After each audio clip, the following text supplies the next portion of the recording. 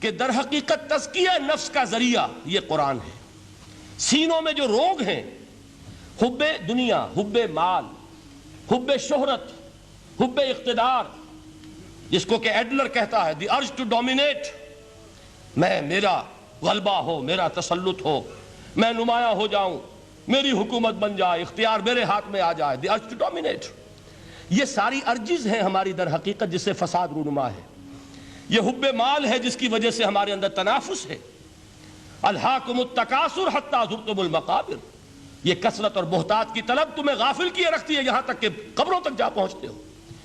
آنکھ انسان کی کھل نہیں پاتی۔ جس کے پاس 10 نسلوں کے لیے کھانے کو موجود ہے، اس کی بھی حرص جو ہے اور مزید کا لالچ جو ہے وہ ختم نہیں ہوتا۔ یہ چیزیں ہیں اصل روگ۔ ان دلوں کے روگوں کا اور سینوں کے اندر کے ان امراض کا علاج قرآن ہے۔ یا ایھا الناس قد جاءتکم موعظۃ من ربکم وشفاء لما فی الصدور۔ اب جب یہ دو چیزیں ہو جائیں گی، اب تیسرا لفظ ہے ہدن۔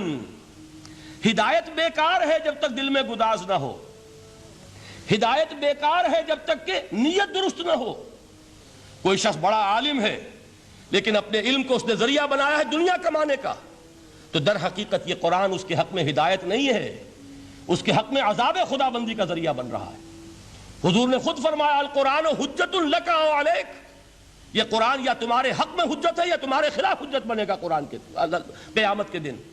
اس لیے کہ ایک شخص اس کو دنیا کمانے کا ذریعہ بنا رہا ہے، ایک شخص اس کو شہرت کے حصول کا ذریعہ بنا رہا ہے، ایک شخص علم کو ذریعہ بنا رہا ہے دنیا میں نمایاں ہونے کا، اپنی تعریف کا۔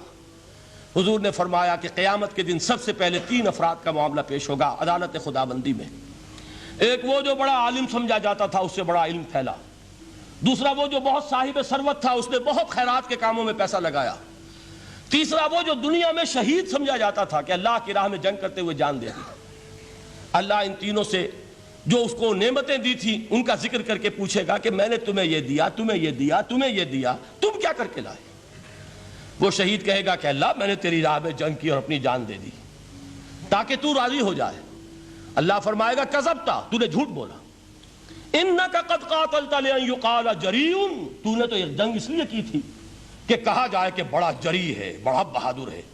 یہ لوگوں سے بہادری کے تمغے لینا تمہارا مقصود تھا۔ وقد قیل، وہ کہا جا چکا ہے، اب یہاں تمہارے لیے کچھ نہیں۔ اور فرشتوں کو حکم ہوگا اور وہ اوندے منہ اس کو گھسیٹتے ہوئے جہنم میں جھونک دیں گے۔ دنیا میں شہید سمجھا جا رہا ہے، آخرت میں جہنمی ہے۔ یہی حال اس عالم کا ہوگا، یہی حال اس دولت مند کا ہوگا۔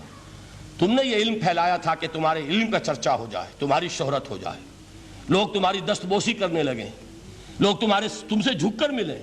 وہ دنیا میں ہو گیا، تمہارا مطلوب مل چکا، تمہارا مقصود حاصل ہو چکا، اب یہاں کچھ نہیں۔ تو جان لیجئے کہ جب تک دلوں کے روگ درست نہ ہوں، علم بیکار ہے، ہدایت قطعاً غیر مفید ہے۔